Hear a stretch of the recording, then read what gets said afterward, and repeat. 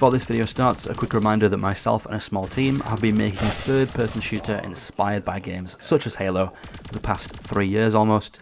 We're doing a playtest on Steam August 4th and 5th, which is this weekend, so if you want to take part in that, make sure to go to Steam, wishlist CrossPlanet, and enlist yourself in the playtest. There is currently 667 people enlisted, which is amazing. Every time I make a video like this with a little plug for CrossPlanet, we get like 30 to 50 people going over to the Steam page, which is insane, so thank you very much.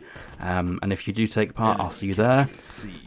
Yeah, into the video. As we all know, Halo Infinite had an amazing first couple of weeks at launch, and then a very rocky road to lead us to where we are now. But things seem to be slowly improving, player base is slowly growing, so how can 343 keep this momentum going and ultimately get the game back on track? What is next for Halo Infinite?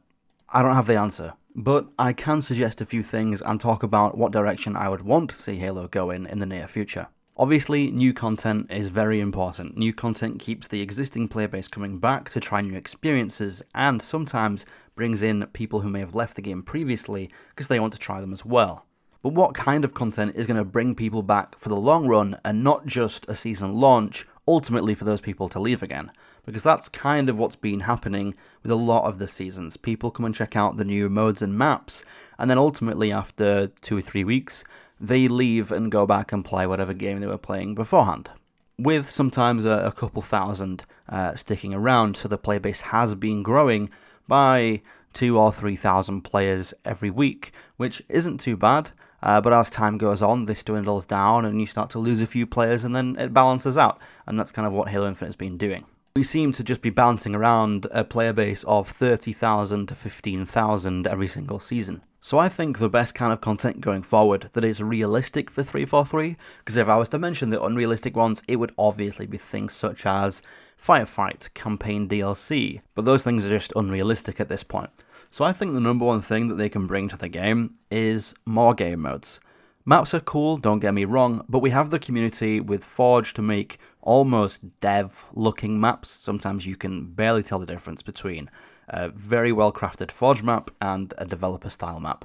Even as far as developers actually using Forge anyway to make new dev-made maps, so it's basically the same thing at this point. Forge is so good and robust these days that it's just a game dev engine. That's basically what it is. It's a game engine. And I think that was always the goal. There's quotes and tweets from people such as Tashi before, Postums and other people saying things like, when Forge drops, we're going to have so much more maps and community-made content that will, make the game thrive and bring lots of more content to the game. And that seems to be happening. We got Squad Battle, which now has like 5 remade Halo 3 and Halo 2 maps, and I think there's even, Exile from Halo 4 in there now.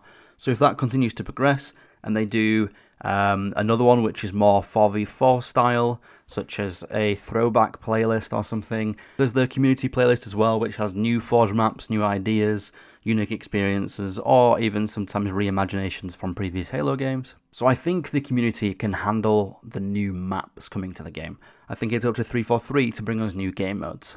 A map is cool and playable for a finite amount of time, but if you play the same map for 4 weeks on end, it does, no matter how visually appealing that map is, it does start to get a little bit boring. And that's not because the map alone gets boring, it's because playing that same map on the same modes gets boring. But if you add a new game mode, that game mode is now fun across all of the maps, therefore lasts a longer period of time. Imagine if a new map drops next week, and I asked you to continuously play Slayer, King of the Hill, Strongholds, and CTF on that one map for an entire month. You'd get very bored very quickly, and likely after 2 weeks, you'd want to quit the game. But let's say they added Ricochet, Griffball, and Extraction to all of the existing maps. That would last a lot longer. That would be enough content to last you a couple of months until you start getting bored. There's just a much wider use case there, so I really think the game modes are the way forward, because as I said, the community will bring the maps anyway. So 343 just need to bring game modes that they don't already have into the game, maybe some new ones. The 3 that I just listed are actually great ideas. I think Griffball is being worked on, but I don't see an official playlist for it yet. But Griffball was like a staple of Halo since like Halo 3. Ricochet was really fun in Halo 4 and in H2A, but they've kind of abandoned it since. I don't get why, because I feel like the game modes that take like sports ruling and put it into video game form are always some of the best. The same reason that Uplink in Call of Duty was extremely popular for a couple of years is because it was basically just like gamified basketball. And then more replayable modes, more party-style modes that you might find in something such as a custom game night. For this, we need the Action Sack playlist. Where is that? Every Halo game prior has had these wacky modes that were made in custom games, but they got put into matchmaking. Now, when I was a kid, I used to spend, 4 to 7 hours every single day playing Halo 3 and Halo Reach custom games, and that's no joke. I would spend, 50% of my day would just be playing those with friends. You didn't get any experience for it, you didn't level up for it, you didn't unlock anything, it was just pure fun and entertainment. Take that concept, put it into matchmaking, and there you go, you have a thriving player base that are playing all these fun, replayable modes. Things like paintball, Jenga, duck hunt, mixer, the racetracks, where is Rocket Race, or the standard races on the Mongoose. I remember dodgeball from Halo 3 as well, people really excited about that one. It was sticky grenades and plasma pistols only, and you just had to throw grenades over the netting in the middle across to the other team, and that couldn't be passed by you. It was just dodgeball, but in Halo. There was like a 300% gravity modifier, and everyone had overshields or something, and a very low score to win. I think it was maybe a elimination style where the last person on your team, when they died, the enemy team would be at 1 point. It was like you have 1 life kind of thing, and once the entire enemy team is eliminated, then the other team scores. There's also much simpler things that could be done now, such as Team Rockets was one. There was a sword fight or Castle Wars. I think they're working on Husky Raid, which was really fun as well. Just more things like that would be really, really cool. Halo Reach had some great ones as well. Power Slayer, which was where people who get kills had like temporary power-ups on their guns. They did like more damage, or they had a faster fire rate and things, which is definitely possible with Halo Infinite. We had shorty snipers, there was Splockets, which was Spartan lasers and rocket launchers. Obviously there's no Spartan laser in Infinite. There was Hot Potato, which was a great mode. The potato would randomly explode, which was the bomb.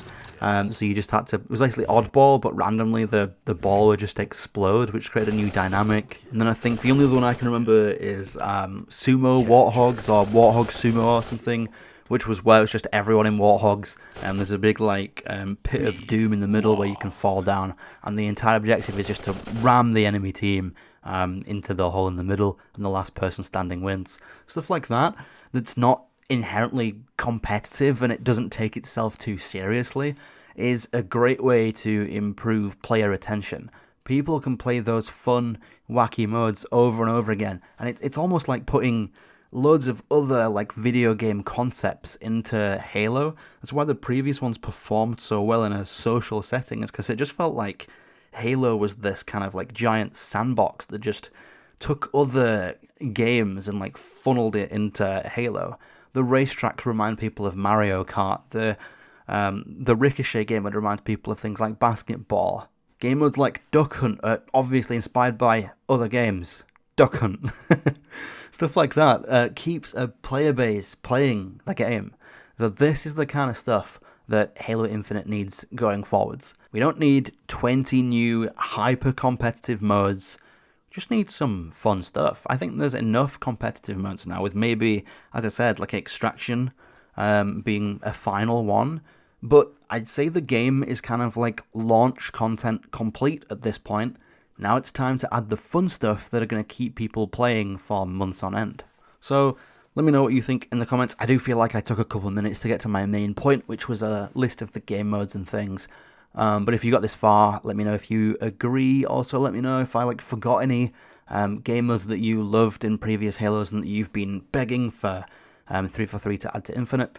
And finally, before we go, I'm making a third-person shooter game. There's a playtest on Steam this weekend, August 4th and 5th. We have 656 people enlisted into it now. I made a video separately on this. At the time, it was 600, and now it's 650 whatever, which is insane. We're probably going to get 700 participants, which is an insane number. It's the highest we've ever had.